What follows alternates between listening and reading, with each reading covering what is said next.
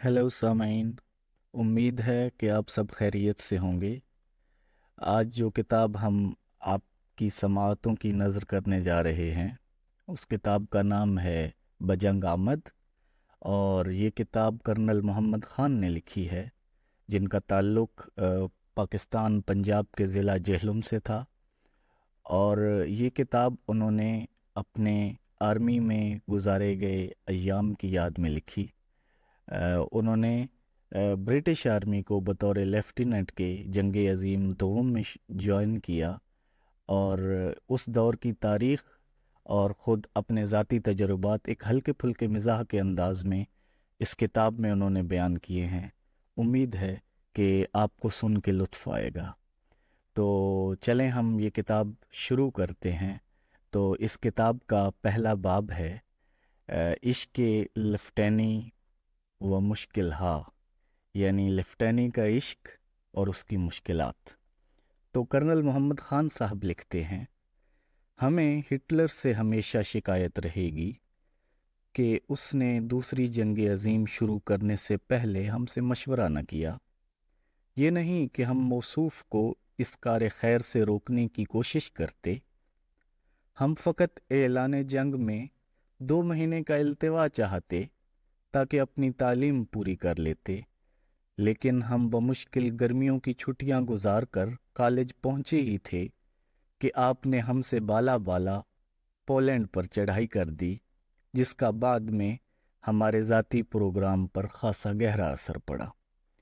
जनवरी 1940 में हरचंद के पोलैंड और हिटलर के दूसरे हमसाए जर्मन बम्बारों और टैंकों के दरमियान ऐसी पुरसुकून ज़िंदगी बसर नहीं कर रहे थे, ताहम बाकी दुनिया बफज़ल खुदा खैरियत से थी। और हमारे अपने मुल्क हिंदुस्तान में तो अंग्रेज़ की बरकत से इस शिद्दत से अमन बरपा था कि शेर बकरी माजुमला हिंदुस्तानियों के एक घाट पानी पी रहे थे।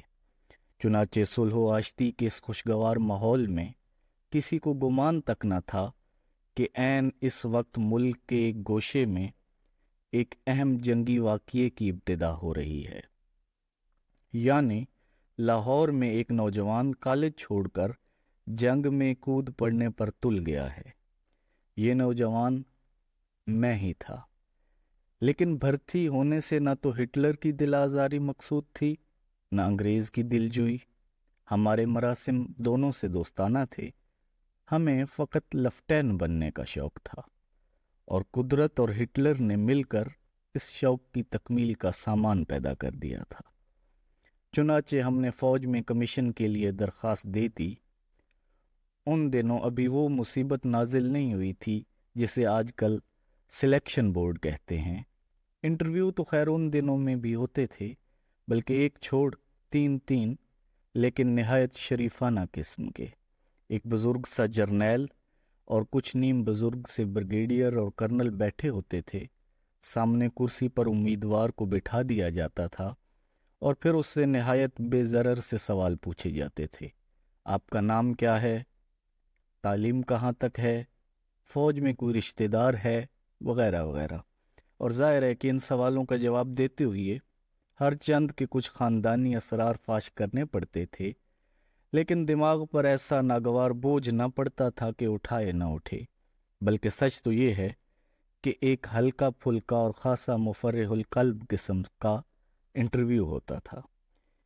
इन दिनों ना तो उम्मीदवारों की ज़हानत की पैमाइश की जाती थी, न उनके लाशऊर की तलाशी ली जाती थी। ये बिदातें चंद साल बाद की पैदावार हैं। चुनाचे हमारे 2 इंटरव्यू जेहलुम और पिंडी में हुए और हम कामयाब रहे। आखिरी इंटरव्यू के लिए हुक्म मिला कि फ़लाँ फ़लाँ तारीख़ शिमला हाजिर हो जाओ। ये सुनकर हमारी खुशी की इंतहा न थी। हमारा ख्याल था कि आखिरी इंटरव्यू में कामयाबी नसीब हो जाए तो इंसान फिल फॉर लेफ्टैन बन जाता है और बाकायदा लेफ्टैनी करने लगता है। इस बात का इल्म न था कि आखिरी इंटरव्यू और लेफ्टैनी के दरमियान ट्रेनिंग का एक खासा मुहलक किस्म का वक्फा भी होता है। चुनाचे हम एक नीम लेफ्टैनी के आलम में शिमला रवाना हुए, और जब इंटरव्यू हो चुका تو ہمیں محسوس ہوا کہ اب کسی لمحے سالم لفٹین ہوئے کہ ہوئے، کیونکہ انٹرویو تسلی بخش قسم کا ہوا تھا۔ ہم میں کوئی ایسی بنیادی خامی بھی نہ تھی۔ تعلیم کی شرط میٹرک تھی، اور ہم نے تو میٹرک کے علاوہ کافی فالتو تعلیم بھی حاصل کر رکھی تھی۔ ہمارے خاندان کی فوجی خدمات کی فہرست بے شک ایسی طویل نہ تھی، لیکن ہم نے شجرہ نسب کو تھوڑا سا کھینچ تان کر اس قدر صوبیدار چچوں اور کپتان چچا زادوں کا احاطہ کر لیا تھا کہ جرنیل صاحب کو مطمئن کرنے کے بعد کچھ بچ بھی گئے تھے۔ بہرحال یہ راز ہمارے اور خدا کے درمیان ہی تھا۔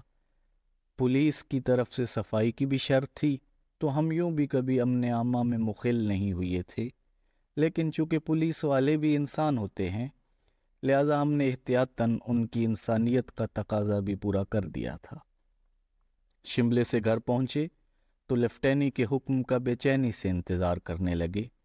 ادھر چند عجلت پسند بزرگوں نے ہماری لیفٹینی کے اعزاز میں پیشگی دعوتیں دینا شروع کر دیں، جنہیں ہم واجبی برخورداری مگر افسرانہ وقار کے ساتھ قبول کرتے رہے۔ آخر ایک دن ڈاکیا کھلا تار لے کر آیا اور دور ہی سے بولا، لیفٹیننٹ صاحب، لیفٹینی مبارک ہو۔ لیکن تار پڑا تو فقط اتنا لکھا تھا، تمہیں OTS مہو میں ٹریننگ کے لیے منتخب کیا گیا ہے، 8 اگست 1940 کو حاضر ہو جاؤ۔ یہ پڑھ کر کچھ مایوسی تو ہوئی، لیکن پھر سوچا کہ آخر لیفٹینی ہے، یہ تھوڑا ہی ہے کہ یوں اٹھا کر بانٹ دی جائے۔ اس کے کچھ آداب سکھانے ہوں گے، کچھ خفیہ گر بتانے ہوں گے کہ لیفٹینی چلائی کیسے جاتی ہے۔ چنانچہ خوشی خوشی دوستوں سے رخصت ہوئے۔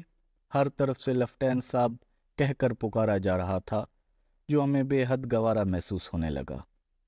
بلکہ سچ تو یہ ہے کہ ہماری نشست و برخاست اور لب و لہجے سے بھی لیفٹینی ٹپکنے لگی۔ ریل کے سفر کے لیے درجہ اول کا ٹکٹ ملا، یہ بھی ہماری عالی جاہی کی علامت تھی۔ ٹکٹ دیکھنے والے ڈبے میں داخل ہوتے تو سر کا خطاب دیتے۔ خدا جانے انہیں کیسے محسوس ہو جاتا کہ یہ ایک عام آدمی نہیں، لیفٹیننٹ ہے۔ بہرحال ہم ان سے وہی سلوک کرتے جو ایک افسر کو درمیانہ درجے کے سرکاری ملازم سے کرنا چاہیے۔ ہم سفروں میں انگریز بھی تھے۔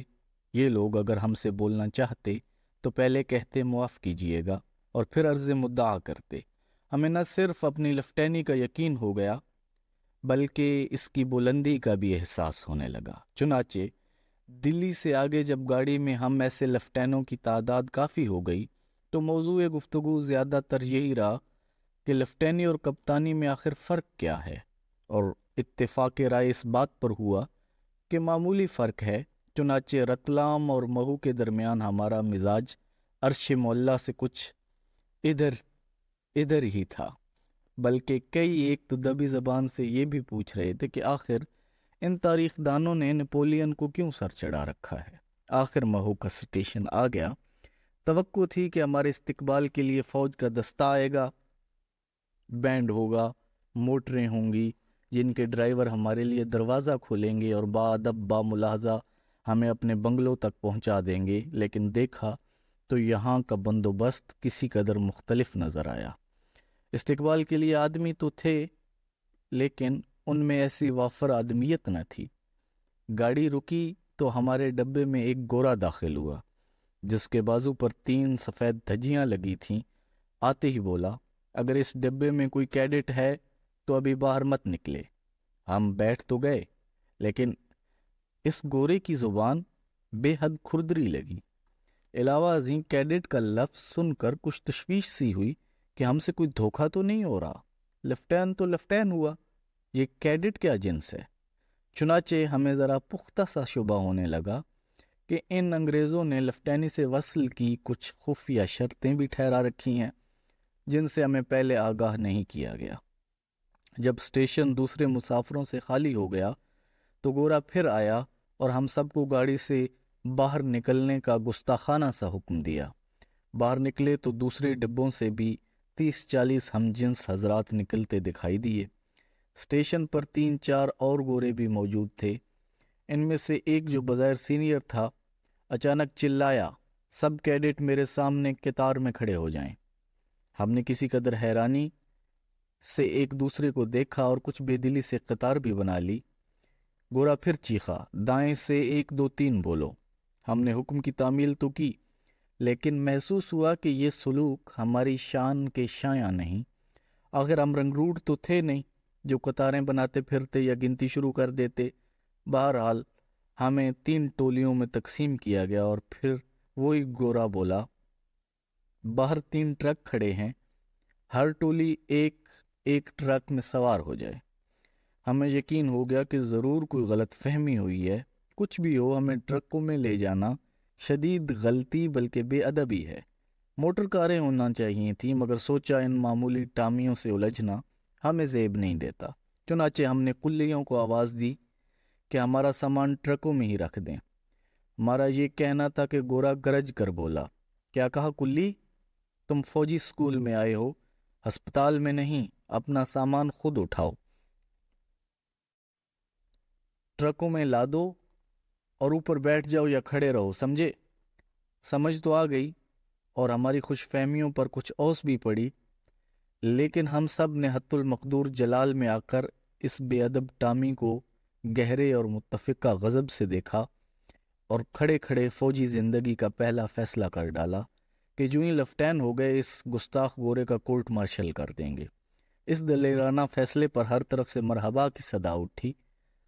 اس وقت ہم کورٹ مارشل کو مارشلا کا قریبی رشتہ دار سمجھتے تھے اور گورے کے مستقبل کو دل ہی دل میں تباہ کر کے ٹرکوں پر سوار ہو گئے۔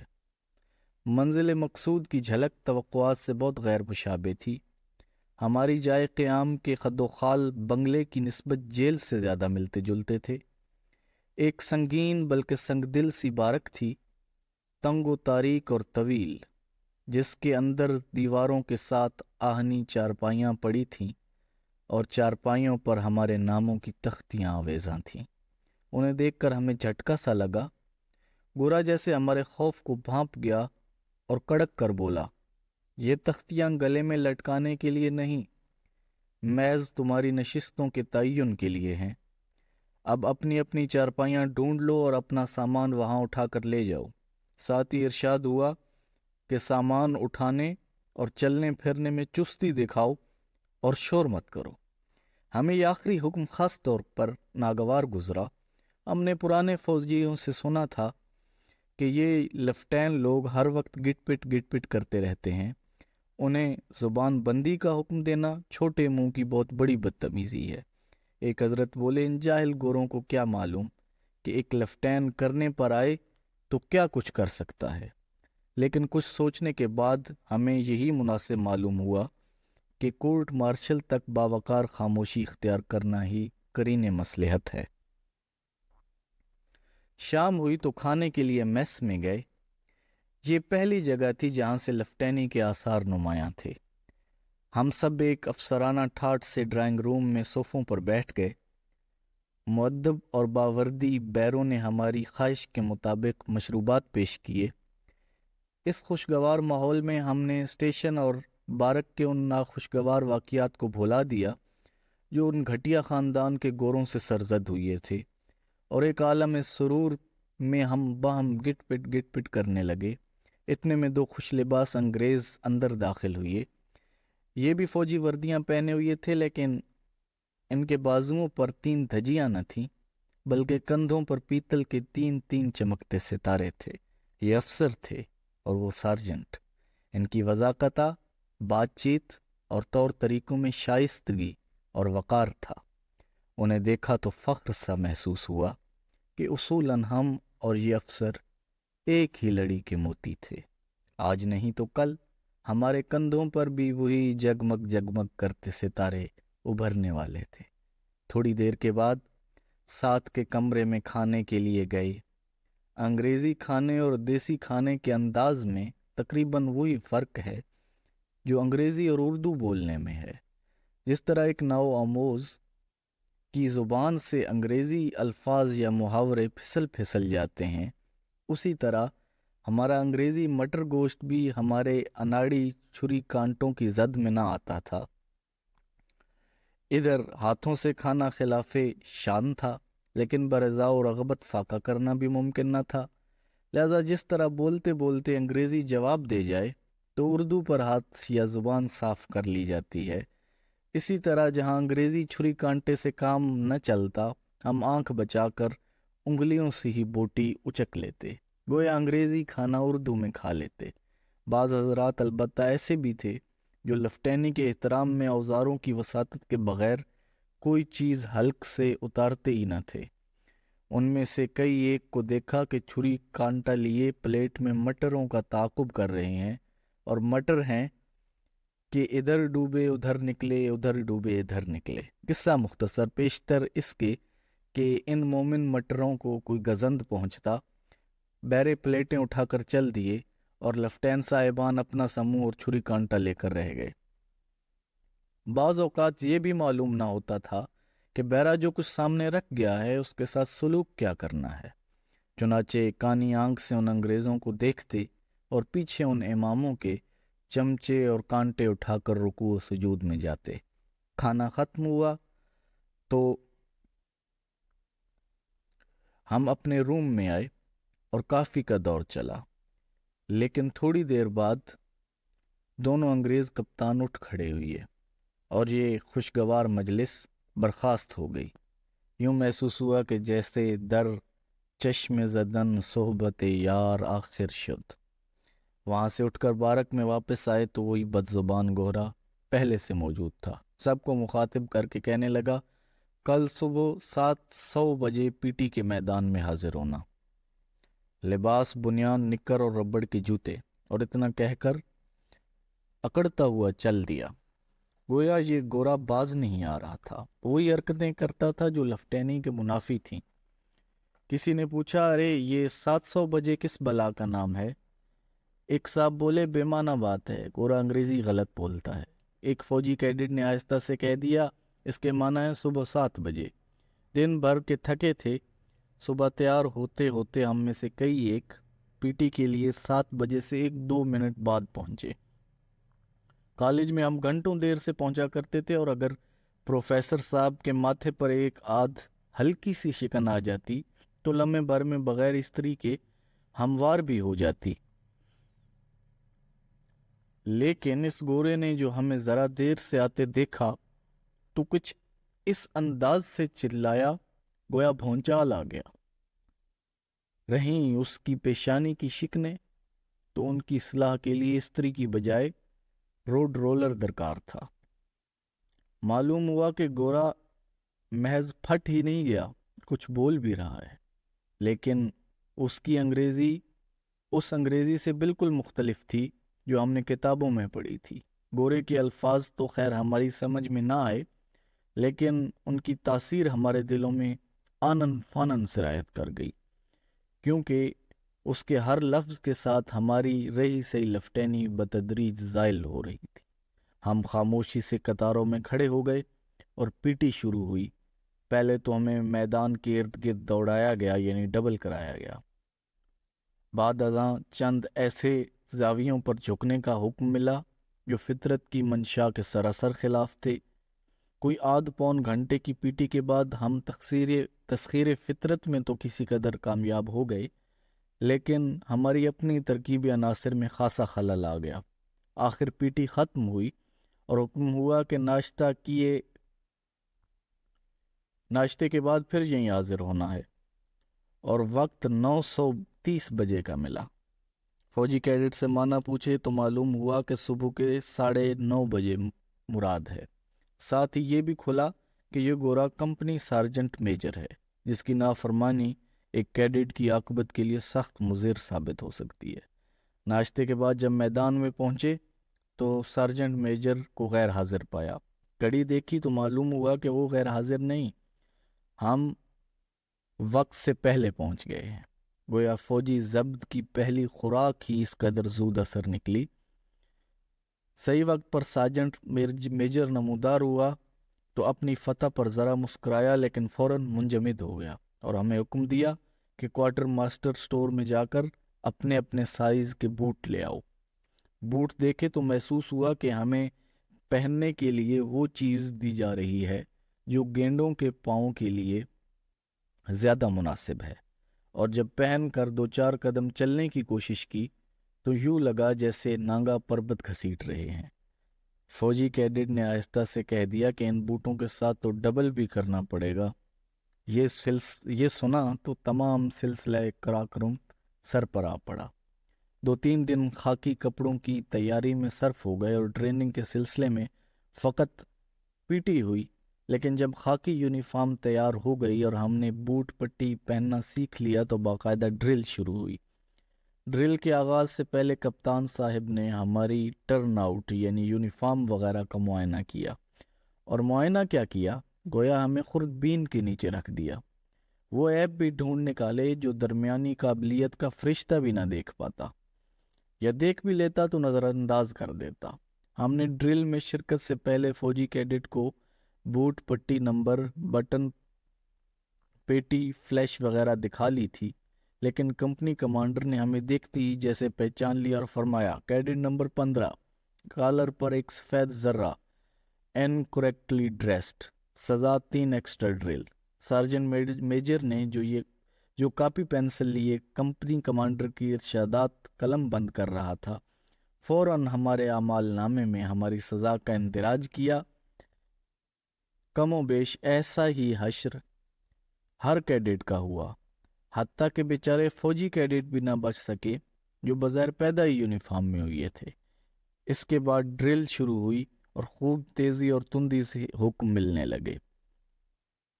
سیدھے دیکھو، چھاتی باہر، تھوڑی اوپر، بازو ہلاؤ، ہالٹ، ہلو مت، مکھی مت اڑاؤ، ہنسو مت وغیرہ وغیرہ۔ ان سب میں ہلو مت کے حکم پر عمل کرنا عذاب عظیم تھا۔ سیدھے بت بنے کھڑے ہیں کہ کان پر کھجلی محسوس ہوتی ہے، اب ہاتھ کو جنبش دینا جرم ہے، کندھا کان تک نہیں پہنچ سکتا، کان کا خود ہلنا منشائے فطرت نہیں، اور وہاں تک ہاتھ لے جانا منشائے سارجنٹ نہیں۔ عین اس وقت ایک مکھی ناک پر نازل ہوتی ہے، مکھی کو فنا کرنے کی بے پناہ خواہش دل میں پیدا ہوتی ہے، لیکن سارجنٹ سے آنکھ بچانا کرامن کاتبین سے آنکھ بچانا ہے۔ مکھی پر دست درازی کا خیال آتا ہے تو سارجنٹ گویا ہاتھ ہلانے کے خیال ہی کو دیکھ لیتا ہے اور اپنی کاکنی انگریزی میں چلا اٹھتا ہے، ڈونٹ کل، نو فلائی، یعنی مکھی مت مارو۔ ہاتھ وہیں کا وہیں سوکھ جاتا ہے اور مکھی نہایت اطمینان سے ناک کے نشیب و فراز کا معائنہ کرتی ہے۔ ایسے اشتعال انگیز حالات میں بے حرکت کھڑے رہنا صحیح معنوں میں نفس کشی تھی۔